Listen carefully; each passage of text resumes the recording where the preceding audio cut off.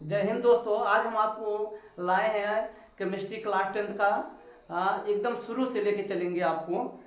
जहाँ तक है आपको पूरा समझा देंगे। आज ये चैप्टर जो है कुछ टाइम में आपको ये कंप्लीट भी कर देंगे और इसका पीडीएफ भी नोट आपको अवेलेबल भी कर देंगे इस यूट्यूब पे, और वो फ्री भी रहेगा, एकदम फ्री कॉस्ट रहेगा। तो आज हम आपको बताएं क्लास 10 का केमिस्ट्री। पहला चैप्टर का नाम है रासायनिक अपक्रियाएं एवं समीकरण। क्या है चैप्टर का नाम? रासायनिक अपक्रियाएं एवं समीकरण। तो हमें क्या पढ़ना है? देखो जी, बहुत ही इजी है क्लास 10 का केमिस्ट्री, और आप बहुत अच्छे तरीके से समझ जाएंगे। बस आप वीडियो को अच्छी तरह देखिएगा, स्किप मत कीजिएगा। तो यहाँ पर देखिए लिखा है केमिकल रिएक्शन विथ इक्वेशन, यानी रासायनिक अभिक्रियाएं एवं समीकरण। और यहाँ देखो लिखा पहले, अब देखो बात यहाँ आती है क्या? रासायनिक अपक्रिया किसे कहेंगे? रासायनिक अपक्रिया किसे कहेंगे? तो देखो रासायनिक अपक्रियाओं में दो या दो से अधिक पदार्थ क्या होना चाहिए? अगर आप रासायनिक अपक्रिया करा रहे हो तो दो या दो से अधिक पदार्थ है, दो या दो से अधिक पदार्थ है करके भिन्न, यहाँ लिखना है क्या है? भिन्न गुणधर्म वाले नए पदार्थ बनाते हैं। गुणधर्म वाले नए पदार्थ बनाते हैं, नए पदार्थ बनाते हैं। इस क्रिया को हम क्या बोलते हैं? रासायनिक अपक्रिया बोलते हैं। सभी लोग देखो स्टेप बाय आप कलम कापी लेके बैठिए हैं तो देखो बहुत इजी है। रासायनिक अपक्रिया किसे कहेंगे? रासायनिक अपक्रिया हम उसे कहेंगे जो दो या दो से अधिक पदार्थ मिलकर भिन्न रासायनिक गुणधर्म वाले नए पदार्थ बनाते हैं, उसे हम क्या कहते हैं? रासायनिक अपक्रिया कहते हैं। बोलो जी, इतनी बात समझ में आई कि नहीं? उसके बाद हम देखो आगे चलते हैं।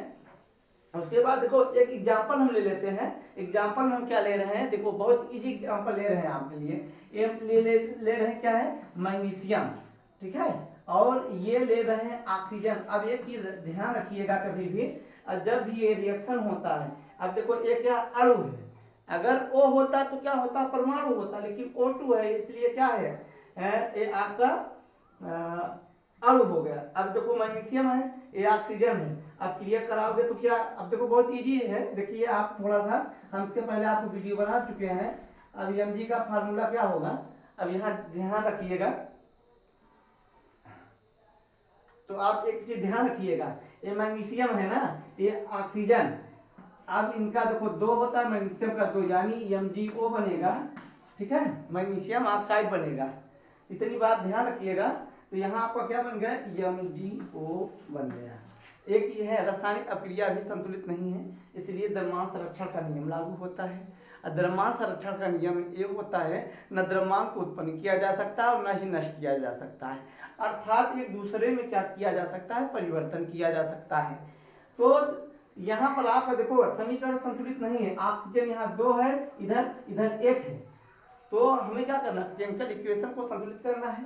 तो यहाँ आप लगा दीजिए दो, ठीक है। अब देखो यहाँ पर ऑक्सीजन तो दो हो गया, यहाँ भी दो हो गया, बट एक चीज आप देखिए, मैग्नीशियम यहाँ पर आपका दो है, यहाँ पर एक ही है, इसलिए मैग्नीशियम को समीकरण संतुलित करने के लिए दो लगा दी, ये आपका कंप्लीट होता है रिएक्शन। बोलो जितनी बात समझ में आई, ठीक है। और हम आपको थोड़ा समझाने की कोशिश कर रहा हूँ, ठीक है। स्क्रीन शॉट लेना हो आप ले लीजिए, नहीं तो आपको पूरा पीडीएफ तो देंगे, ठीक है। ये रासायनिक क्रियाएं होंगे, थोड़ा सा आगे हम और आपको लेके चल रहे हैं, ठीक है। अब देखो रासायनिक अपक्रियाओं की पहचान कैसे करेंगे? रासायनिक अपक्रियाओं की पहचान, रासायनिक अभिक्रियाओं की पहचान, रासायनिक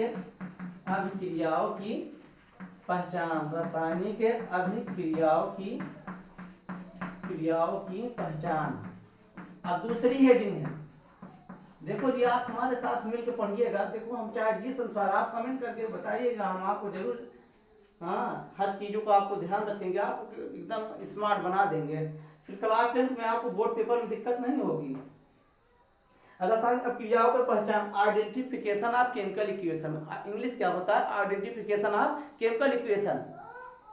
अब देखो इसमें क्या होता है, सबसे पहला क्या होगा? अवस्था परिवर्तन। इसके देखो कितने भाग होते हैं? 4 भाग होते हैं। फर्स्ट क्या होगा? अवस्था परिवर्तन।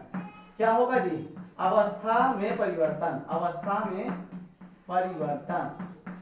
देखते चलो भैया, क्या होगा? पहला अवस्था में परिवर्तन, अब अवस्था में परिवर्तन हो गया कि नहीं, ठीक है। अब इसको भैया क्या बोलेंगे इंग्लिश में, change of state, change of state, ठीक है, चेंज ऑफ स्टेट। अब दूसरा है रंग में परिवर्तन, क्या होगा जी, रंग में परिवर्तन, रंग में परिवर्तन, रंग में परिवर्तन, ठीक है। अब क्या होगा, change of colour, change of colour English शब्द होगा। अब थर्ड देखिए, अब इसमें क्या होगा, तापमान में परिवर्तन, क्या होगा, तापमान में परिवर्तन, क्या होगा, तापमान में परिवर्तन, यानी टेम्परेचर, चेंज ऑफ टेम्परेचर। और चौथा नंबर है आपका, चौथा है भैया क्या है, गैस का निष्कासन, गैस का निष्कासन, एक्यूलेशन ऑफ गैस इंग्लिश शब्द होता है, गैस का निष्कासन। आप हमारे साथ नोट करते चलिए। और उसके बाद फिर पांचवा क्या है, ऐसे तो आप ये 4 ही दिया है, एक है अवक्षेप का निर्माण, अवक्षेप का निर्माण, अवक्षेप का निर्माण। अब एक चीज हम थोड़ा सा आपको समझा रहे हैं, ठीक है। अवस्था में परिवर्तन, एक चीज समझिए, अगर 2 या 2 से अधिक पदार्थ है, भिन्न गुणधर्म वाले नए पदार्थ बना रहे हैं, तो ये आप एक चीज ध्यान रखिएगा, तो उसमें क्या हो सकता है, अवस्था में परिवर्तन हो सकता है, क्या हो सकता है, अवस्था में परिवर्तन हो सकता है, यानी ये ठोस से द्रव चेंज हो सकता है या द्रव से ठोस में चेंज हो सकता है। इतनी बात समझ में आएगी नहीं, पहला पॉइंट है, अगर कोई रासायनिक अपक्रिया अगर हो रहा है तो, और रासायनिक अपक्रिया कब होगा, जब 2 या 2 से अधिक पदार्थ होगा तो। और यहाँ देखो रंग में परिवर्तन, रंग में या कोई भी कलर में चेंज हो सकता है, किसी भी कलर में हो सकता है। अब तीसरा पॉइंट ताप में, ये देखो अगर कोई परिवर्तन जब अपक्रिया होगी या क्या हो सकता है, ताप में परिवर्तन, उसमें कुछ ताप में परिवर्तन हो सकता है, ठंडा गर्म कुछ भी हो सकता है कि नहीं। गैस का निष्कासन, और उसमें गैस भी निकल सकती है। और अवक्षेप का निर्माण, और कुछ अवक्षेप का, यानी अवक्षेप का मतलब कुछ है उसमें अवशेष बचे हुए भाग क्या है, नीचे किसी जिस अपक्रिया में पात्र होगा नीचे बैठ सकते हैं अवक्षेप के रूप में, ठीक है। इतने परिवर्तन आपका होता है, बोलो जी इतनी बात क्लियर है कि नहीं। एक बार स्क्रीनशॉट मारना मान लीजिए, उसके बाद हम आगे चलते हैं।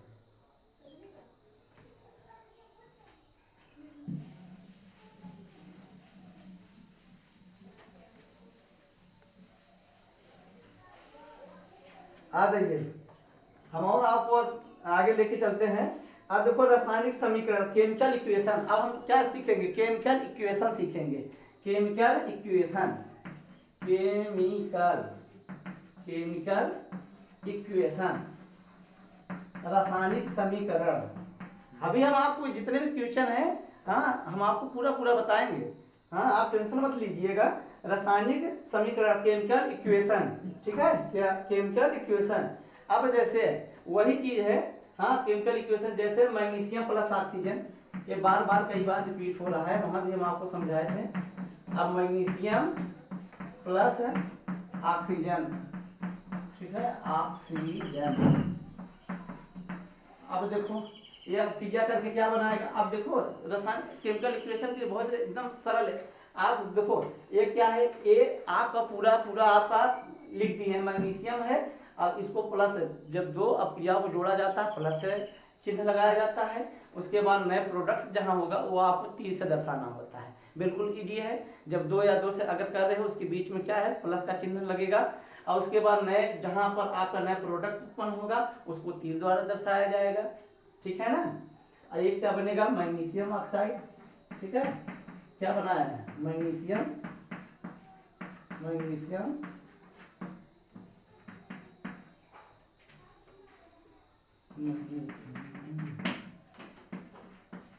मैग्नीशियम ऑक्साइड बनाया है, ठीक है। यानी अब देखो, अब इसमें आपको क्या करना पड़ेगा, एक क्रियाकलाप होता है, मैग्नीशियम ऑक्साइड आपका बन गया ना। अब इसमें देखो क्रियाकलाप, जब मैग्नीशियम वायु में, अब देखो इसमें आपका एक क्रियाकलाप है, क्या है, क्रियाकलाप, यानी यहाँ पर हमें एक्सपेरिमेंट करना है, ठीक है। जब मैग्नीशियम धातु, अब देखो मैग्नीशियम क्या है, धातु है। धातु किसे कहेंगे, वे तत्व जो इलेक्ट्रॉन देने की प्रवृत्ति उसे धातु कहेंगे। अब क्रियाकलाप देखिए, जब मैग्नीशियम वायु में उपस्थित ऑक्सीजन से अपीजा करता है। अब देखो, जब वायु की उपस्थिति में मैग्नीशियम से ऑक्सीजन से अपीजा करेगा, ठीक है, तो क्या बनाएगा? मैग्नीशियम ऑक्साइड का निर्माण करता है। बोलो जी, इतनी बात क्लियर है कि नहीं? जब मैग्नीशियम ऑक्सीजन की उपस्थिति में, हाँ, वायु की उपस्थिति में ऑक्सीजन से अपीजा करती है, तो क्या बनाएगा? मैग्नीशियम ऑक्साइड बनाएगा।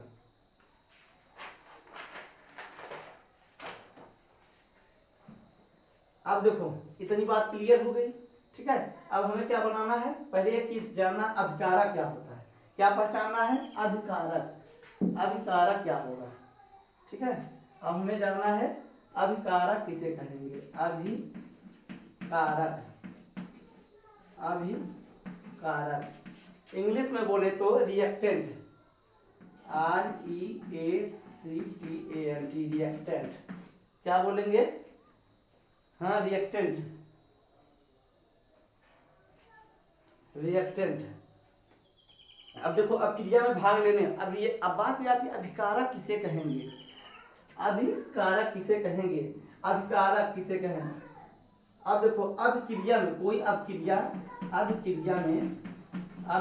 में भाग लेने वाले, क्या लेने वाले मुझे? भाग लेने वाले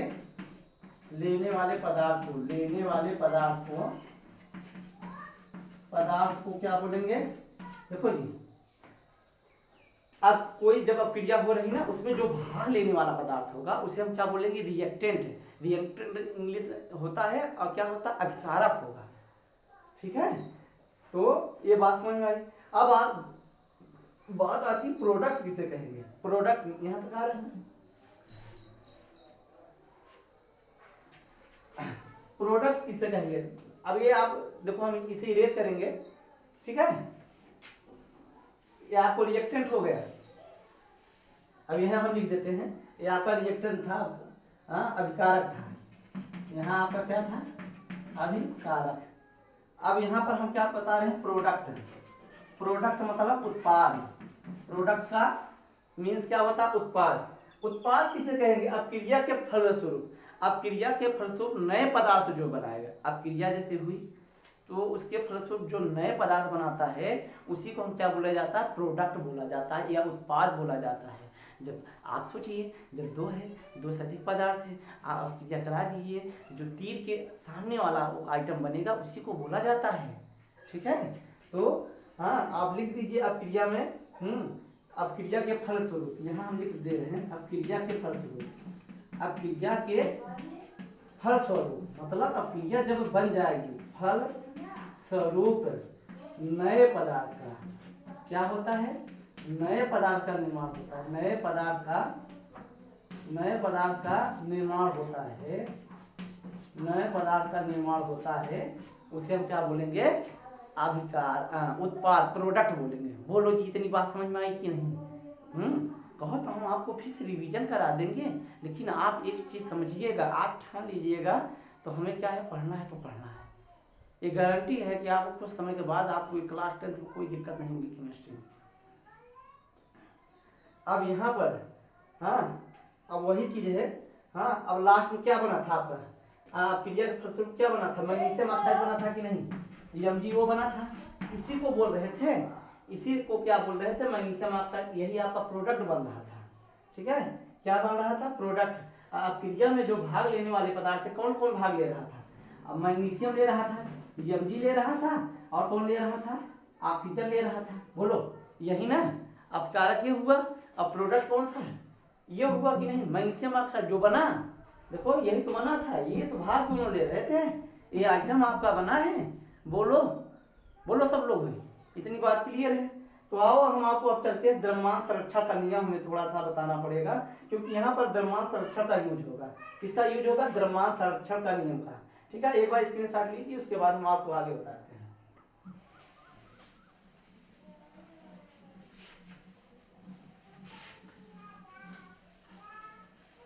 अब यहाँ हम थोड़ा द्रव्यमान संरक्षण का नियम बताएंगे। द्रव्यमान संरक्षण का नियम, देखो द्रव्यमान संरक्षण का नियम होता है ना, द्रव्यमान को उत्पन्न किया जा सकता है और ना ही नष्ट किया जा सकता है, अर्थात एक दूसरे में क्या कर सकते हो? परिवर्तन कर सकते हो। बोलो जी, एकदम भैया एकदम बात क्लियर है ना। आप ऐसा नहीं है कि आप खुद उत्पन्न कर सकते हो, हाँ, न द्रव्यमान उत्पन्न किया जा सकता है और न नष्ट किया जा सकता है, अर्थात एक दूसरे में क्या किया जा सकता है, परिवर्तित किया जा सकता है। आ जाओ, ठीक है, ये द्रव्यमान संरक्षण का नियम हुआ। अब यहाँ पर वही चीज हम आपको बताते हैं कि जो आपको समीकरण अभी संतुलित करके बताए थे, ठीक है, उसी सब को हम आपको बताते हैं मैग्नीशियम प्लस ऑक्सीजन।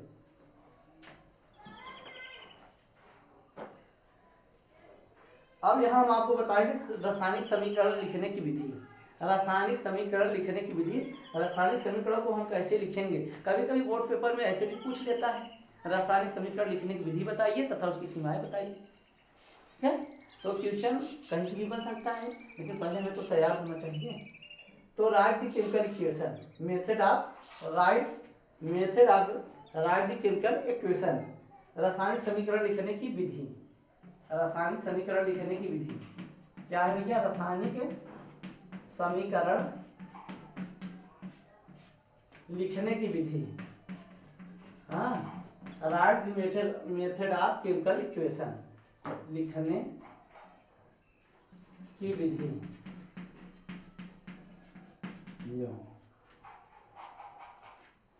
अब देखो, अब क्रिया में भाग लेने वाले क्रियाकलापों तथा उत्पादों, अब क्रिया में भाग लेने वाले सभी अपकारकों तथा उत्पादों के अणु ज्ञात होने चाहिए। क्या होने चाहिए जी, पहले आप समझिए खूब बढ़िया बातों को। अब क्रिया में भाग लेने वाले सभी क्रियाकारकों तथा उत्पादों के अणु सूत्र ज्ञात होने चाहिए। सबसे पहला काम क्या करोगे, अणु सूत्र ज्ञात होना चाहिए। ठीक है, सभी जो क्रियाकारक होंगे, जो क्रिया करने वाले, उनके अणु सूत्र ज्ञात होना चाहिए। जैसे हाइड्रोजन का H होता है, ठीक है, जैसे अब यहाँ हाइड्रोजन लिखा है, तो अब आपको हाइड्रोजन का ये प्रतीक याद होना चाहिए। ठीक है, हाइड्रोजन का प्रतीक क्या होगा, हर चीज का, ऑक्सीजन का प्रतीक क्या होगा, ये चीज आपको क्लियर होना चाहिए। ठीक है, और उनके अणु सूत्र का मतलब होता है, जैसे हाइड्रोजन है, हाँ, इसका अणु सूत्र N2 हुआ, हाँ, O2 हुआ, हाँ, हाइड्रोजन H2 हुआ, ये सब अणु सूत्र है। इसको क्या बोला जाता है, अणु सूत्र, इसको क्या बोला जाता है, प्रतीक, ठीक है, या परमाणु। ठीक है, इन सब ये चीज क्लियर होना चाहिए अगर रासायनिक समीकरण लिख रहे हो। अगर आपको ज्ञात होगा, जैसे हमारा नाम प्रमोद कुमार है तो हम पीके लिख देते हैं, यही होता है प्रतीक, किसके अनुसार आप पहचान रहे हो। ठीक है, तो थोड़ा सा, हाँ, ये समझ में आया रासायनिक समीकरण कैसे लिखा जाएगा। एग्जाम्पल हम आपको भी दे दिए हैं, क्या दे दिए हैं, एग्जाम्पल भी दे दिए हैं, हाँ, एग्जाम्पल। अब ये आप एक चीज आप ध्यान रखिएगा, अब उनके प्रतीक तो आपको देखो, दो चीज ध्यान, एक अर्थ सूत्र पता होना चाहिए, हाँ, अब दूसरा क्या चीज पता होना चाहिए आपको, प्रतीक और अर्थ सूत्र। ठीक है ना, ये दो चीज दिमाग में रखिएगा। अब देखो H2 N2 O2 I2 Br2 Cl2 आदि एक रूप में लिखा जाता है, इसे द्विपरमाणु कहते हैं। अब आप टेंशन मत लीजिएगा, हाँ, हम आपको पूरा नोट्स अवेलेबल दे देंगे, हमारे पास पूरा नोट्स बना हुआ है।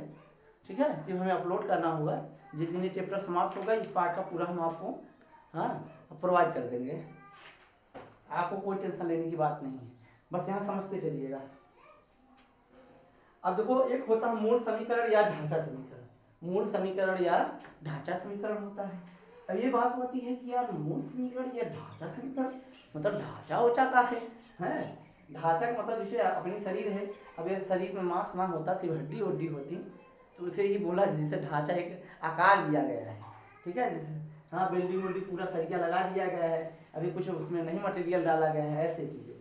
ठीक है, रासायनिक समीकरण लिखने की विधि तो समझ गए कैसे लिखा जाएगा। अब यहाँ मूल समीकरण या ढांचा समीकरण क्या बोला जाएगा, मूल समीकरण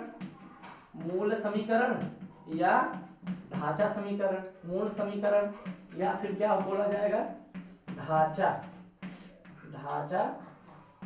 समीकरण, मूल समीकरण या ढांचा समीकरण।